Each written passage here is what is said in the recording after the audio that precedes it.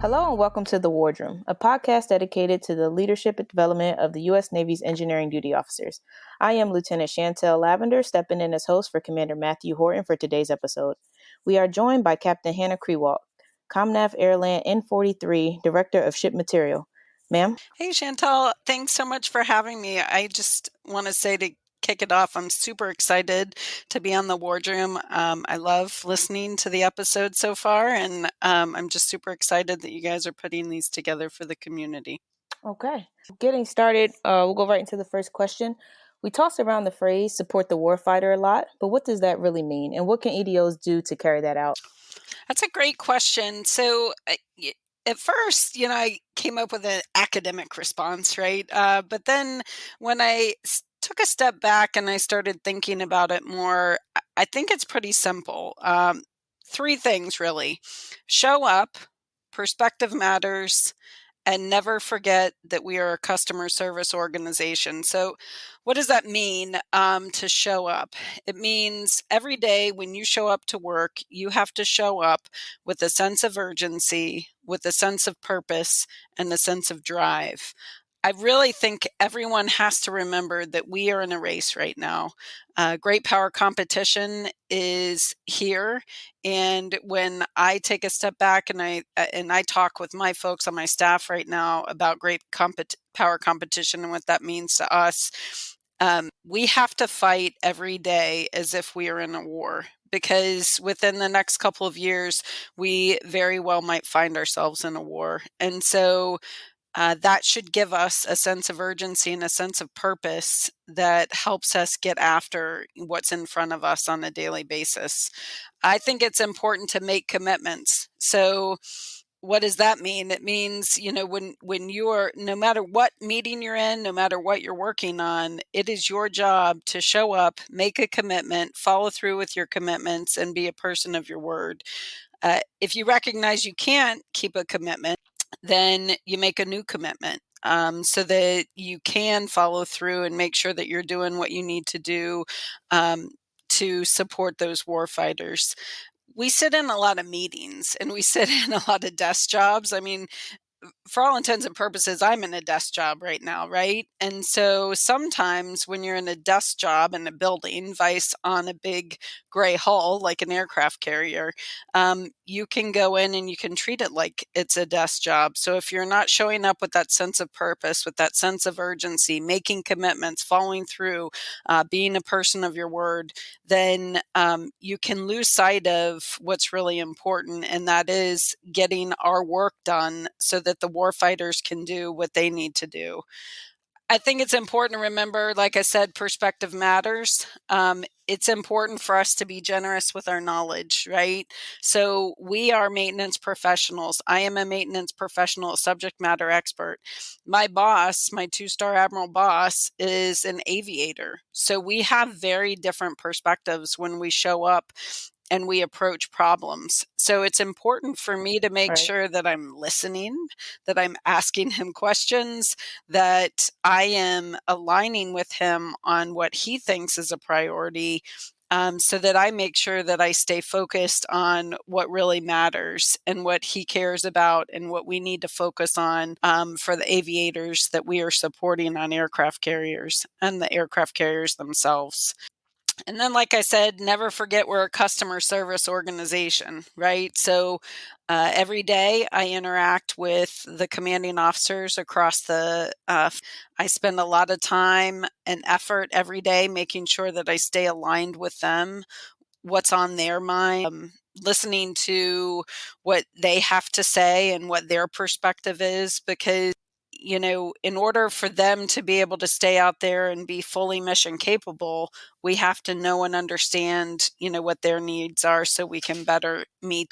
At the end of the day, I think everything, absolutely everything. I mean, everything that we do is so that in the event it's required, we are able to establish forward presence and we can wage war on our enemies. And that is not going to be me as an engineering duty officer. That is going to be that warfighter that I support on a daily basis. And so if I'm not listening to him or her and providing them the best customer service possible, then they're not going to be able to be out there completing their mission. And that is that forward presence. That is being on the front lines of. Yes, ma'am. Totally agree with that. And I believe that the interaction with the warfighter is very important. You've had the benefit of a lot of waterfront face the fleet jobs, from in-service carrier maintenance to Chang on the Abraham Lincoln, and now as ComNav AIRLANT N-43. What are some of the unique challenges EDOs have to in fleet-facing jobs? It's funny. I think back to like when I was a JO, right? So theoretically, all of us start, on the waterfront in operational type jobs. That's one of the things that makes our community unique, right? So it's funny. I think about now, if I knew then, know now, how would things change? I think ignorance is bliss. So back when I was a JO, I did not understand the federal budget process. I did not understand the acquisition timeline. I did not understand a lot of the things that I know and understand today. And so I think one of the challenges I face is, like I said, I work for a two-star admiral who has an aviation background. He was an aircraft carrier CO. He was the first commanding officer of the Ford, in fact. So he has that shipboard experience. But he comes to me with requests and says, "Hey, Hannah, this is what I want." It's my job to then go back and tell him the right way to get things done, right? So I am no longer in a position where I'm ignorant to the process and the big machine up in DC, all of the Beltway fund that we deal with on a daily basis. It's our job. Operators know strategy and tactics of warfighting. It is my job to know strategy and tactics of the Beltway. It's my job to make sure that I keep him straight and do my best to accomplish what he needs me to accomplish, but in the way that I need to do that. And working with, my fellow sixes, Mhm. I think that I do not work for an engineering duty officer, so that relationship and that um, camaraderie that I have with my fellow sixes, I will tell you, pays huge dividends, because he's telling me what the operational side of the house needs. I'm able to then go share that information with all of my program manager counterparts and the folks up in DC and at OpNav and at NavC. And by sharing that information, we are all, as an enterprise, better capable of meeting the operator's expectations and needs. I think right now, if you were to ask me from just a rote job perspective, what is my biggest challenge? I think everyone would agree it's delivering ships on time at or below budget. Right? That is what I struggle with the most. I spend the majority of my day, every day and every week, working with Norfolk Naval Shipyard and working with Newport News Shipbuilding in order to improve schedules, communicate schedules, adjudicate issues so that we can work as a team to drive those ships out of the shipyards at the earliest opportunity possible. I think when you look out over the next couple of years, our budget's tightening, so our ability to lock packages and say no. I think we as a corporation struggle to say no in certain situations. And so, I've been working with Admiral Downey and PEO carriers to make sure that we're aligned on what's needed for the operators. But at a certain point, when you hit package lock, you got to lock the package so that folks can, know and understand what the work is that they're expected to go do, and so that they have a hope of actually planning that work out. Even on the program manager side of the house, if I forever tell people I want things pulled left, pulled left, pulled left, but they don't have the runway to get the drawings and all the planning, documentation put together, then it's going to be awful hard to go execute if we haven't given, the appropriate amount of time to plan the work. So, I think that's our real number one challenge. And ironically, well, not ironically, I think it's good that is in direct alignment with the current NAVSEA strategic framework, right? I think everyone, at least hopefully everyone knows now, that mission is to design, build, deliver, and maintain ships, submarines, and systems reliably, on time, and on cost for the U.S. Navy. People should have that like ingrained in their fiber and everything that they're going off to execute on a daily basis. If it is not in direct alignment to achieving that mission, then we should not be working on it. That's my opinion, at least. So Yes, ma'am. that's really our challenge right now.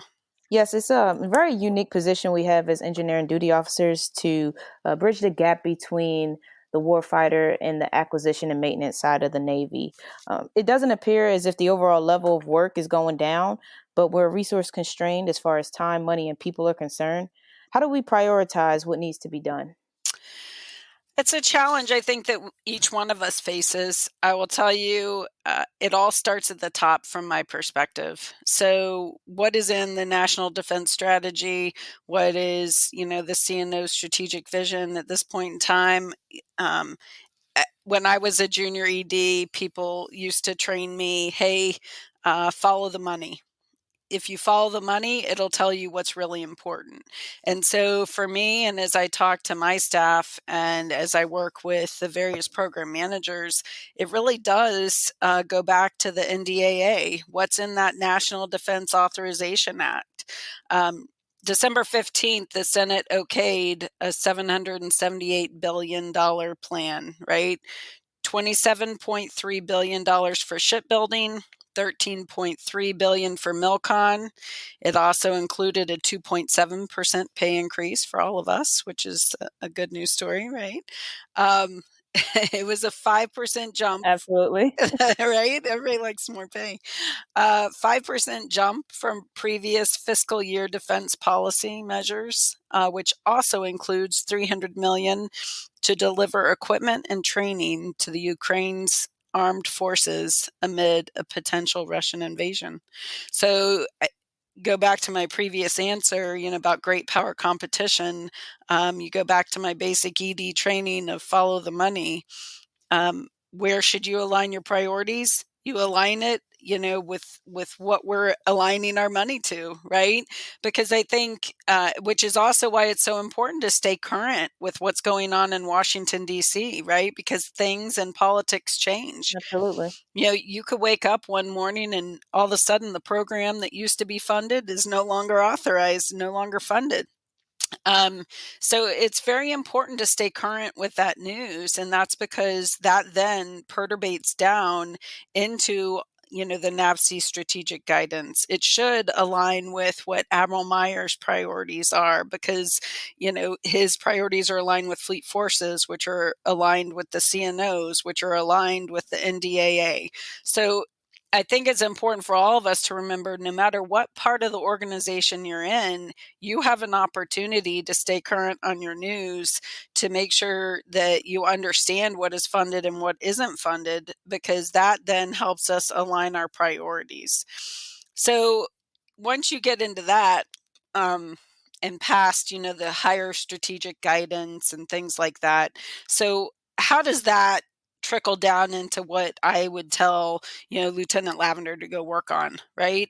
I think it goes back to commander's intent. So it is my job as the director of ship materiel to take all of this strategic guidance, to know and understand what's been funded. And I should be able to take that and distill it down into how does that mean I'm going to change how I fund my aircraft carrier 1B4B budget?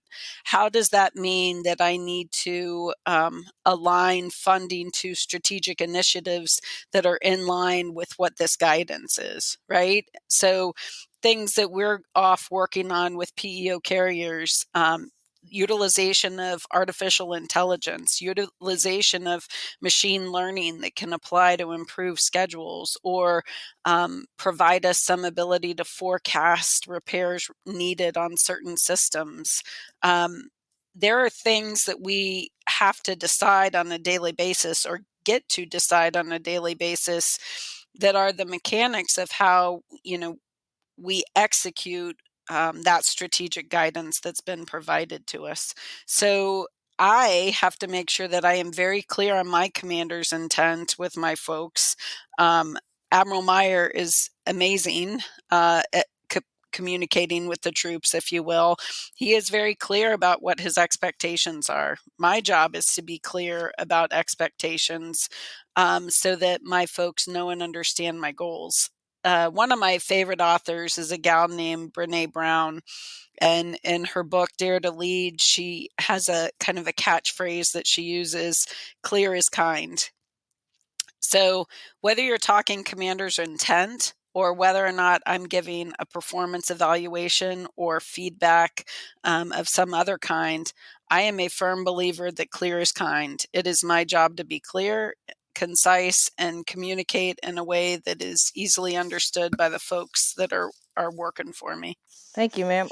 So you mentioned the executing commander's intent. In doing that, we as EDOs, we have to plan and strategize via a lot of meetings that we sit in. And I know you're a bit of a crusader when it comes to load shedding meetings that aren't value added. Can you share with us some of your strategies for crafting a good meeting? Absolutely. So I did a individual augmentation back when I was um, over at Norfolk Naval Shipyard at the end of my qualification tour, and I had the opportunity to work for a commander who was in the CEC, the Civil Engineering Corps, and I learned a lot about meetings from him that I have applied throughout the rest of my career. I would say couple of really easy things. You have to have a start time, you have to have a stop time, and you have to have an agenda to have an effective meeting, right?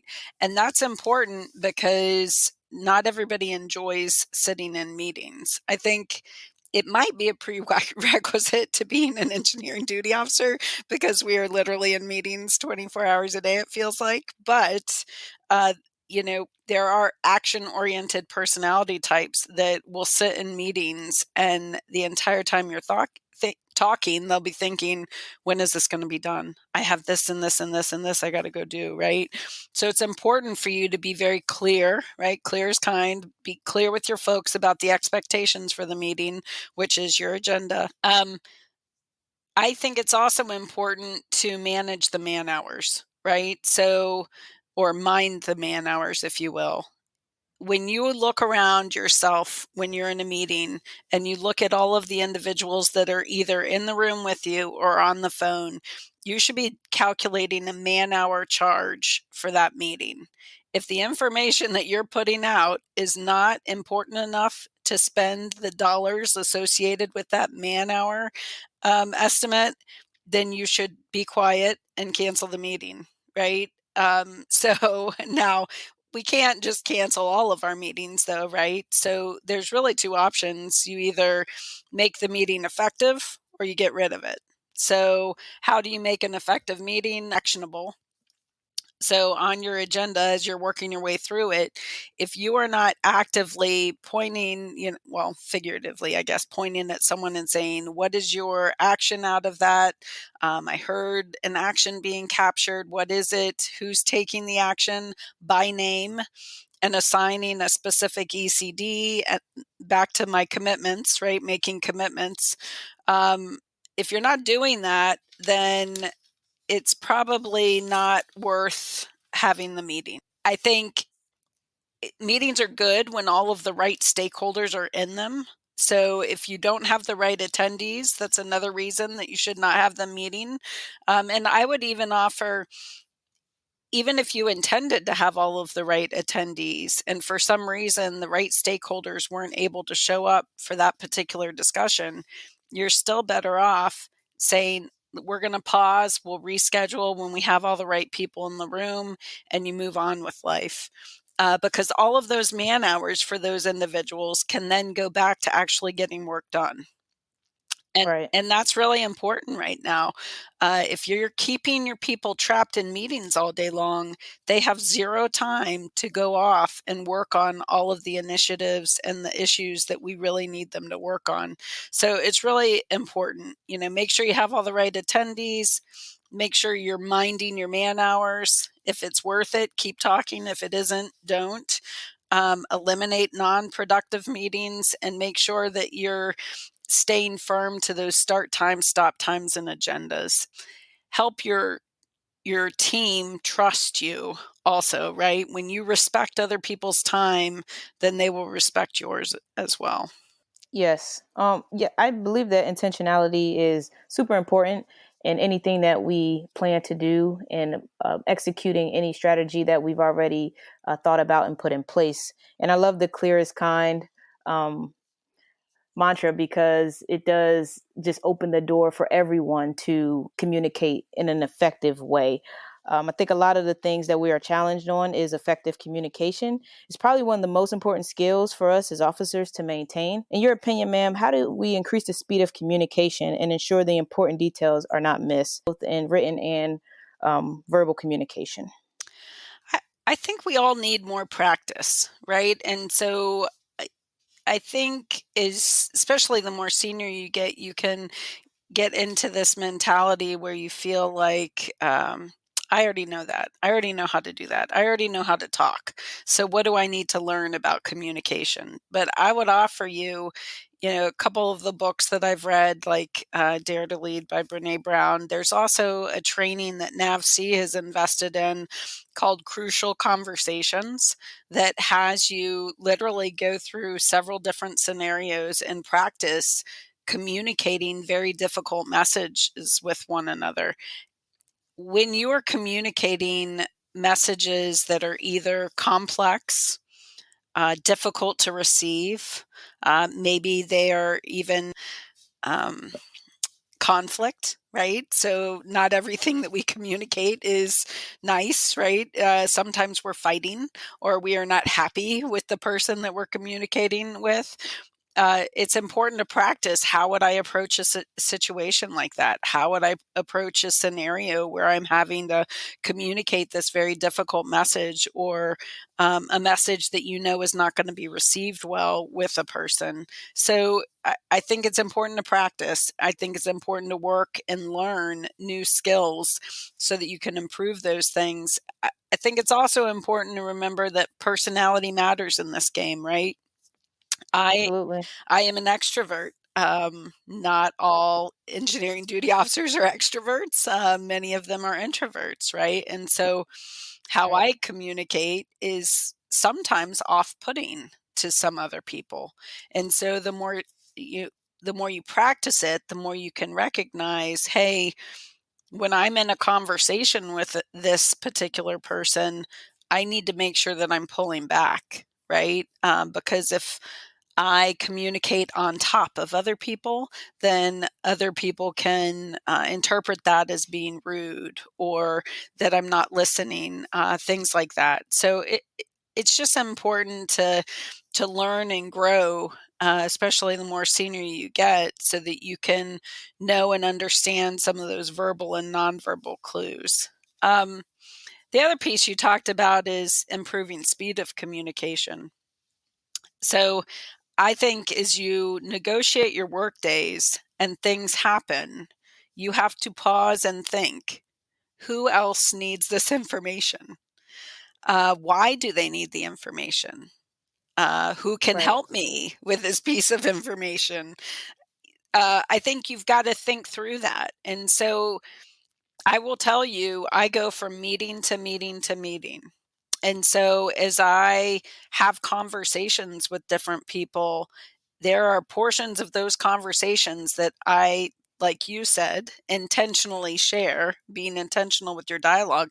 I intentionally share with different individuals so they are aware of what I am aware of, because knowledge is power, right? I mean, that's has always been true and still is true. So I also think though nowadays, because we all get inundated with information, we can find ourselves in a situation where we're bandwidth limited, right? And so that's a Right. different situation. So if you're in a bandwidth limited situation, then you have to make sure that you are clear with the people that you are communicating with what why you're sharing this information with them, right? So if I just arbitrarily forward every single email I get, all I'm doing is clogging up somebody else's email.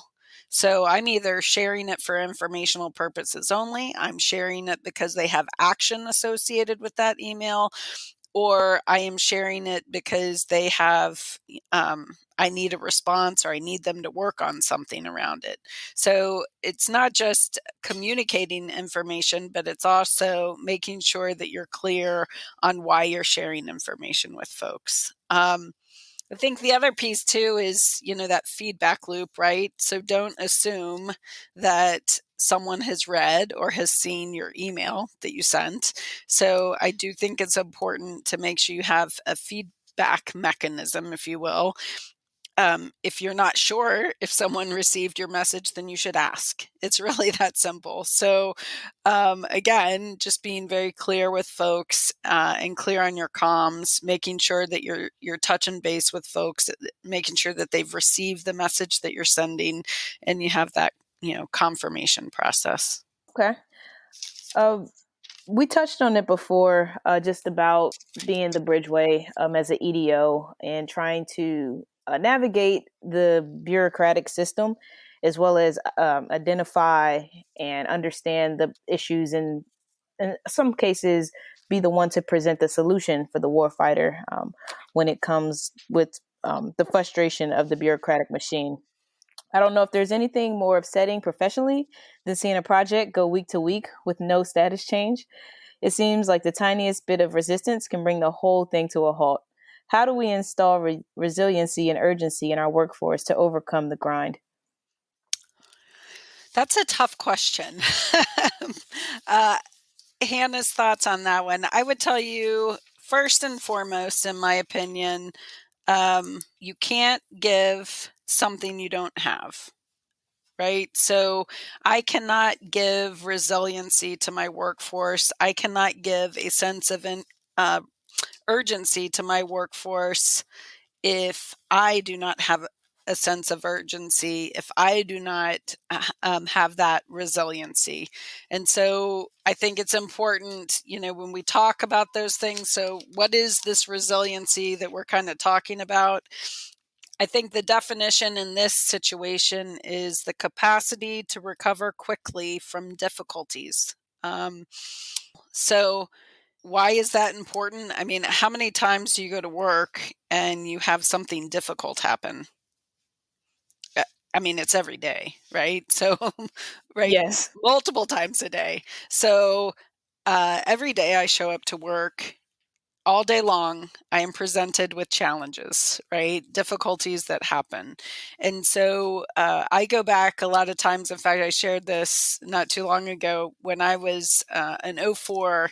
At the time, NAV COO was Vice Admiral McCoy, and I had a counseling session with him. And he said, Hannah, if you were going to be able to stick around in this business, if you're going to be able to succeed, you have to get used to hearing bad news all the time, because people do not come to you and talk about all of the things that are going right, right? correct. Hopefully, they come to you and they talk to you about what's going wrong because you need to know about it and they need your help. And so I think it's very important for me in that situation, right? Because these difficulties could be all sorts of things. They could be physical problems, it could be, equipment issues, it could be a personnel issue, it could be a personal issue. It could be all sorts of problems that come to me. So I always stay focused on the fact that I fix performance, I do not fix people.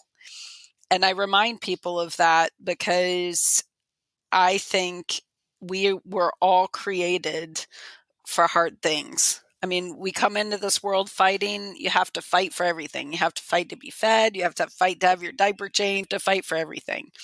Um, we are fighters. We are born to fight. We are born to deal with these difficulties. So I think it's important to remind folks that they are not broken. If I was in the business of fixing people, that would imply that somehow they're faulty, which I don't believe. I believe that each one of the folks that works for me comes to work wanting to succeed. And it's my job to help them navigate the difficulties that, come into their way or get into their way of being able to perform. I think it's also important to remind folks that they're not broken and that we're not fixing them, we're fixing performance. Because if for some reason they were faulty, then there would be no hope that there could be change, right? And I think that every day when I go into work, I have hope that when I go home that evening, I will have left things in a better condition than when I got there that morning. Each day presents its own challenges, but each day I deal with those challenges. My staff helps me deal with those challenges, and we press forward to then deal with new challenges or perhaps continue on with battling the challenges of the previous day. So when it comes to the real work side of it, I remind folks sometimes we're planting seeds, right? So in order to change something, in order to change the outcome of name a situation, you have to start at the beginning, which is planting a seed, watering, and watching it grow. But that all takes time. And so you can't give up.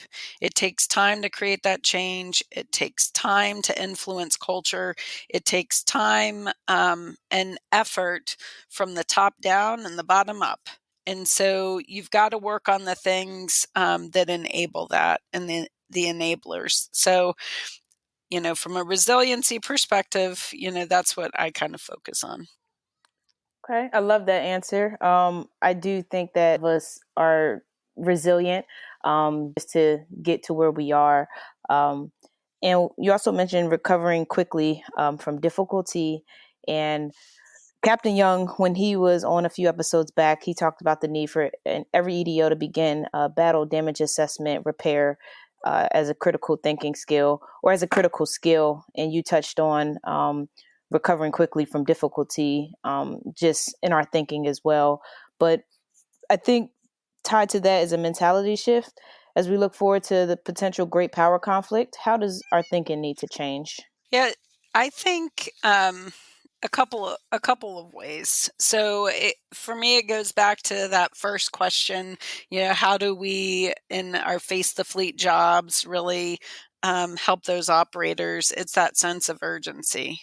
Um, I think it's important for each one of us when we show up to work to think through, if I was at war, how would I change what I am doing today? Because we are at war. It's just a war that's not necessarily a conflict, on soil, if you will. We are in a fight every day to stay neck and neck with China and Russia, right? And so I think that as we approach all of the jobs that we have, for me, it's, from an HM&E perspective, when I think about it, how do I need to shift my mentality in order to expedite repairs or repairs in place? And so a couple of things, I always say you got to be grounded in the truth. And the truth, in my opinion, is instructions, right? So we have an instruction in the Navy written on pretty much anything that you want to do or are going to do. What parts of those instructions or what things in those instructions or processes would you need to change if you needed to expedite repairs or expedite getting things done? So, when I think BDA, battle damage repair capabilities, I also think machine shop capabilities on aircraft carriers, right? So, HST is out right now. I've been in many conversations with Deedle, their CO. We talk about, their machine shop capabilities. What raw materials do they take underway with them to have on hand in the event that they need to machine parts themselves? What organic capabilities do they need to have on board that aircraft carrier to fill those IMA type responsibilities that they have? What training did we need to get those sailors? And how are we offering sailors opportunities to learn and grow while they are underway? So in my mind, I think back, Ike, while she was on deployment, did some ACE 4 repairs that were really deep depot level repairs. And how do we get all of our aircraft carriers into the same position where they're capable of a depot level type repair? Well, you start small. One, you train your sailors, give them their basic en route knowledge training. But then two, it's giving them opportunities on smaller things so that they build their skill sets up so that when they are faced with a larger challenge, even though they may have not done that in the past, they dive in and they try, right? But that happens over a period of time. You start small with smaller jobs, you let them go off and try. You're open to the fact that they may fail, right? But you give them that opportunity because it's better to build their skill sets and have them sharpen their teeth, if you will, on the smaller items so that when something big happens, they are not professionally frozen, if you will. They're not so afraid of failure that they don't even want to try. And they've been working on all of their, in rate skills as they've moved along so that they're actually capable of it. So, you know, that's like the mechanical stuff. It's also, though, making sure that leadership on the deck plates and leadership on the various ships knows how to validate that they're in an okay place. Do they know what the expected system response is for the particular system that they're working on? If they know that expected system response and they're not getting it, are they able to go in and troubleshoot and figure out why? I used to tell my sailors when we did engineering duty officer turnover, I'd review logs and, I would ask them, questions about the out of spec readings and I would tell them, your system is talking to you. This is your equipment talking to you. What is it saying to you? Are you familiar enough with your system to understand what it's saying and why it's saying that? Because all of those types of things are the analytical skills that are required to troubleshoot something that's not going right. So you have to be present, you have to listen, you have to review your logs, you have to be familiar. But it takes leadership helping, junior sailors become familiar with that. It also means, that as leaders, you have to be able to bound risk associated with various repairs. So how do you know which jobs they can start with and then the bigger ones and the bigger ones and the bigger ones? How do you bound the risk associated with that? Right. And if we are at war, you're not going to be pulling a ship back in. And in some cases, you won't be able to fly tech reps out. Right. So the way that we bound risk and adjudicate it may end up being a little bit different than where we are today. And so I just think it's really important for us to work with our staffs and for us to work with our sailors to help them build those skill sets that are so important when you're troubleshooting a system and coming up with repair plans to go off and execute. Okay. Yes, bounding risks is very important. And I'm sure I've been exposed to some things being a project officer at the Mid Atlantic Regional Maintenance Center. I'm sure you've had your fair share of experiences of roadblocks just in the system that prevent things from moving forward. So, what are some things we can do to speed things up while we're bounding risk and getting over those roadblocks? This is both in ship repair and in new construction. I think to the max extent possible, we got to be reusing processes and procedures. I think every time we go off and have to re-engineer something or get someone to engineer something new, that adds a lot of time into the process that we may or may not have.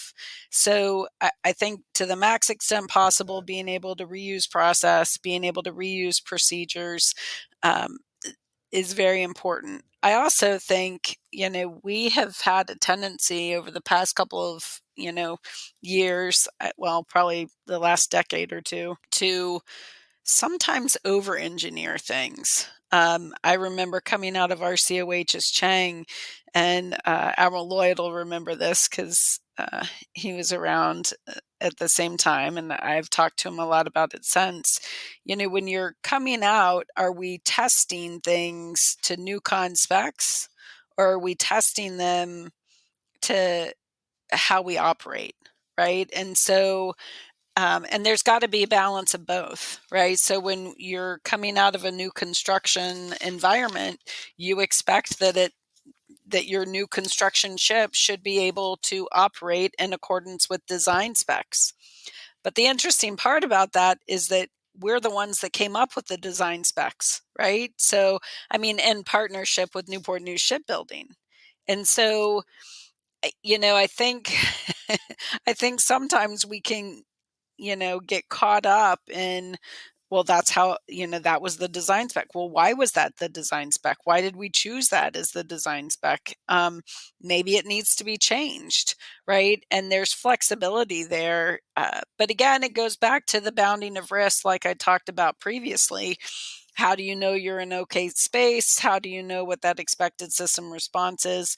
Because that is all going to then inform, should we change this design spec or not? I think that, as we work, sometimes good enough is good enough. And so if me operating an ABT, if it's operating in accordance with my spec on my MRC card, is that good enough? Maybe so, right? So if the spec that I'm testing to is more stringent, um, maybe there's a reason, maybe there isn't, but I think we need to challenge that, right?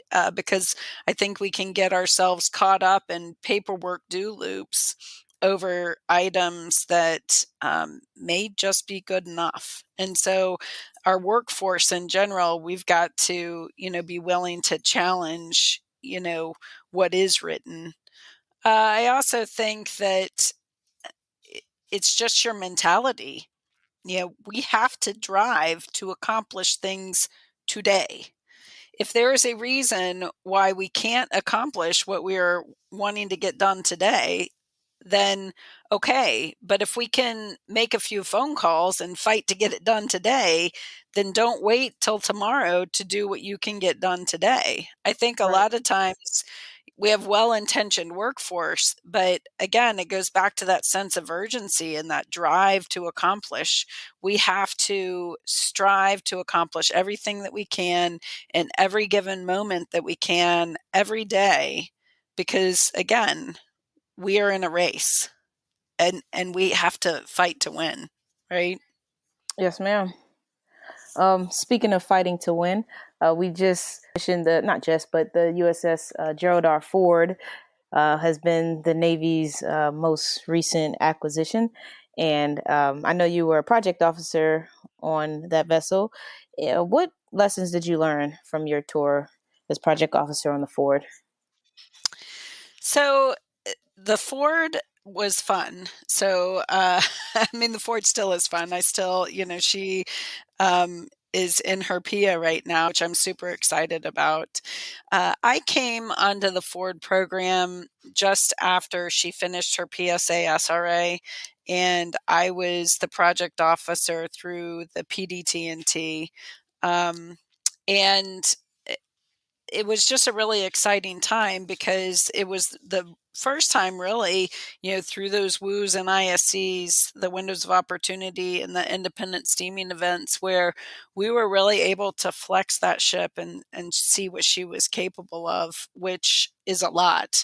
I learned a lot during that time frame about some of the topics that we've already kind of talked about.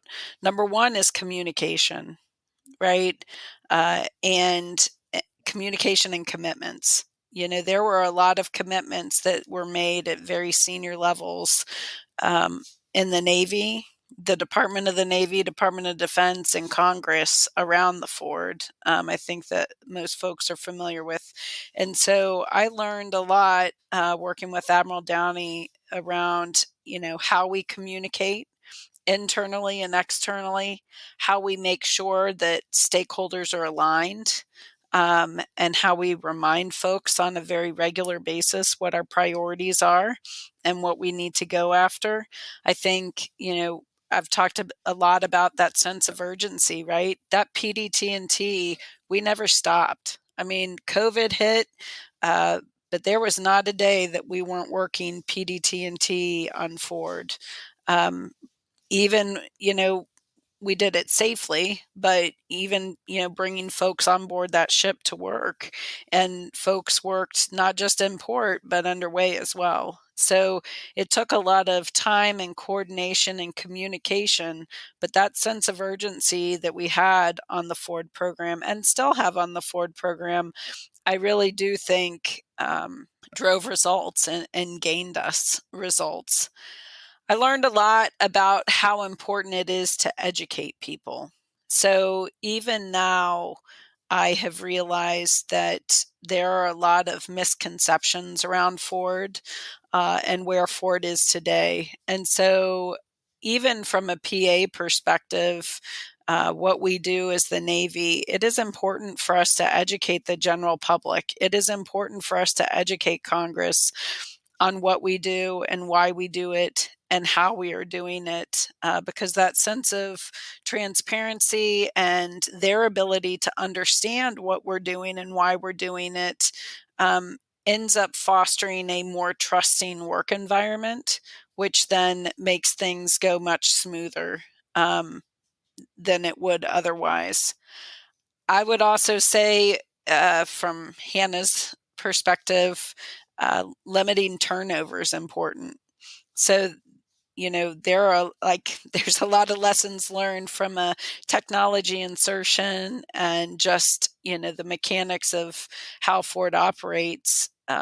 When you have folks in very key positions, it's important to do your best, number one, to choose the right people with the right skill sets, knowledge, skills, and abilities, and to keep them there for as long as possible so that you have continuity on those programs.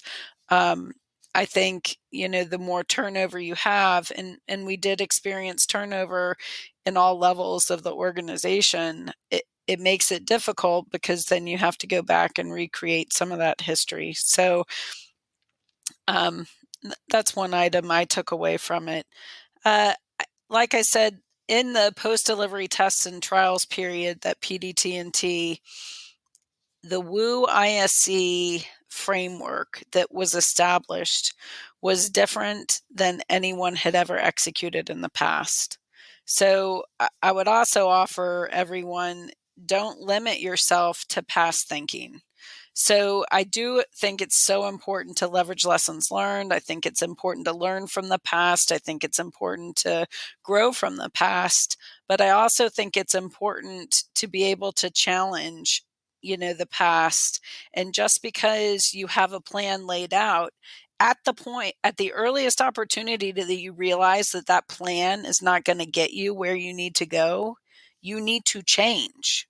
Don't stay so tied to the process and so tied to the instruction, if you will, that you can't think freely enough to create a path forward for success. And I would just offer, had we not changed course at the end of PSA SRA and established that WU ISC drumbeat that was laid out and executed it in that fashion, we would not be where we are today on Ford, and we would not be as close to employment as we are today. So I think, we have partnered well with Newport News Shipbuilding. I guess that's another takeaway I would tell you. You only finish together, right? So I think, if you find yourself in a place, back to those crucial conversations, and oh, by the way, we did crucial conversations training at the Ford IPTD Step 1. When you're in an environment where you are challenged, right? What we faced as a team was very difficult. And so when you find yourself in those places, if you're not partnering with your private industry partners, if you're not partnering with Norfolk Naval Shipyard, who is also executing work, if you're not partnering with the private sector maintenance contractor, if you're not partnering with all of the government agencies, if you find yourself where in an adversarial position vice a partnering position, you're not going to have a successful program. Okay. Well, ma'am, thank you for your thoughtful and in-depth responses that definitely challenge our ways of thinking in order to keep business moving forward and keep our projects moving forward and on the right track. Second to last question, do you have any book recommendations for us? I'm definitely a fan of Audible, and just because I spend so much time in the car, so I try to take advantage of time to and from. But my recommendations for books would be The Culture Code by Daniel Coyle, The 360 Leader by John C. Maxwell, Dare to Lead by Brené Brown, Grit by Angela Duckworth, and Atlas of the Heart, which is Brené Brown's new book. So just came out, haven't read it, but I'm a huge Brené Brown fan, so looking forward to reading that book. But that's what I would recommend from a book perspective. Thank you for joining us in The Wardroom. If you have questions you would like our guests to answer, comments, or suggestions, you can email us at thewardroompodcast@gmail.com or tweet or follow us on Twitter at Wardroom Podcast. If you like what you heard today, be sure to give us a rating on your favorite podcast listening app. It helps others discover the show and allows us to keep getting phenomenal guests like the one you heard today. We look forward to meeting you again in The Wardroom.